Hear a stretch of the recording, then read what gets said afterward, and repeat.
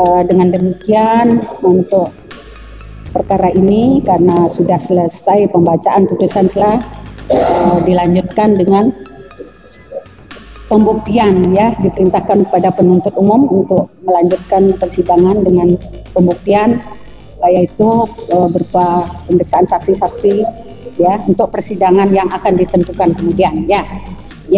Untuk selanjutnya ya tentang yang ditanyakan oleh penasihat hukum terdakwa tadi ya yang sudah sering dikemukakan dalam persidangan setelah kami bermusyawarah, majelis bermusyawarah ya dengan melihat perkembangan persidangan selama ini ya untuk pemeriksaan saksi dan terdakwa persidangan perlu dilakukan secara offline ya, secara offline dengan pertimbangan ya, karena sebagai tujuan proses persidangan pidana adalah untuk mencari kebenaran material sebagaimana yang ditentukan di dalam KUHP ya. Yang kedua, dasar hukum untuk melaksanakan persidangan secara online tidak bersifat imperatif. Jadi boleh dilaksanakan secara online dan boleh pula dilakukan secara offline ya.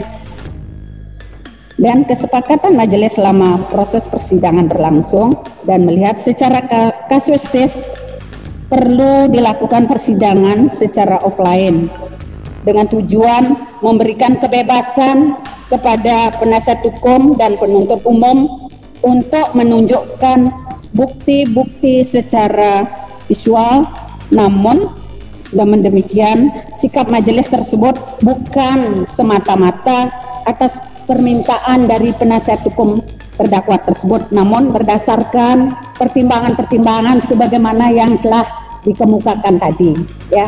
Demikian dari penjelasan kami. Namun apabila akan dilakukan persidangan secara offline perlu juga diperhatikan aturan-aturan ya yang harus dipatuhi, yaitu dengan tetap memperhatikan protokol kesehatan harus disepakati oleh pihak-pihak maupun pengunjung sidang nantinya sesuai dengan yang ditetapkan oleh Pengadilan Negeri Denpasar. Yang kedua, semua pihak harus mentaati tata tertib persidangan dan khusus terdakwa wajib dihadirkan di persidangan dengan pengamanan. Jadi itu yang dapat kami jelaskan ya. Atau ada tempat?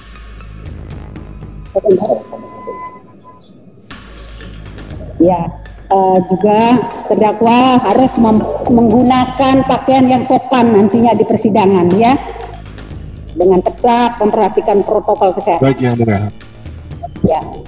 Bagaimana tanggapan penuntut umum? Bagaimana? Baik, terima kasih Majelis Hakim yang mulia. Pertama kami menerima penetapan yang disampaikan oleh Majelis Hakim yang mulia.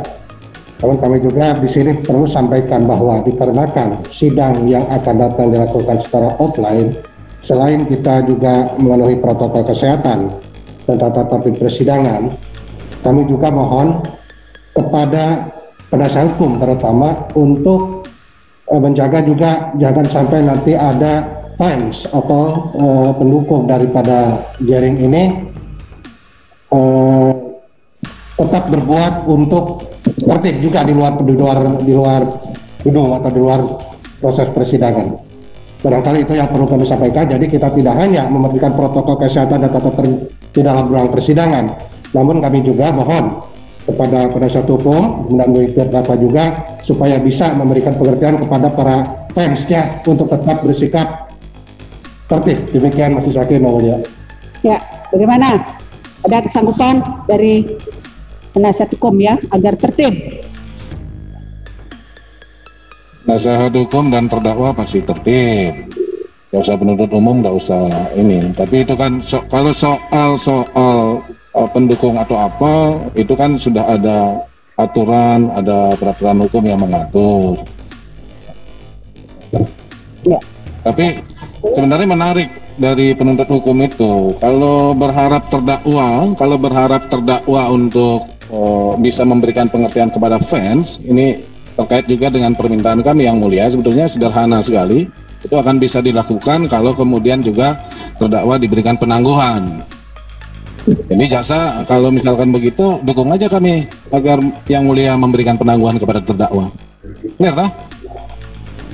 Ya, sudah cukup. Ada tambahan? Sudah cukup ya. Jadi demikian cukup. Oh ya. Dengan demikian karena sudah ada kesanggupan dari. Yang mulia. Ya, dengarkan dulu ya. Jadi perlu saya membaca kembali jadwal persidangan ya. Setelah adanya putusan sela ini, kami perlu lagi membacakan jadwal persidangan ya. Jadi kita tetapkan pada hari Selasa tanggal 13 Oktober 2020 itu dilakukan pemeriksaan saksi dari penuntut umum. Pada hari Kamis tanggal 15 Oktober 2020 pemeriksaan saksi dari penuntut umum. Pada hari Selasa tanggal 20 Oktober 2020 pemeriksaan saksi Adicat. Hari Kamis tanggal 22 Oktober 2020 masih diberikan kesempatan untuk mengajukan saksi Adicat. Tanggal 27 Oktober 2020 akan dilakukan pemeriksaan terdakwa. Selasa tanggal 3 November 2020 tuntutan pidana.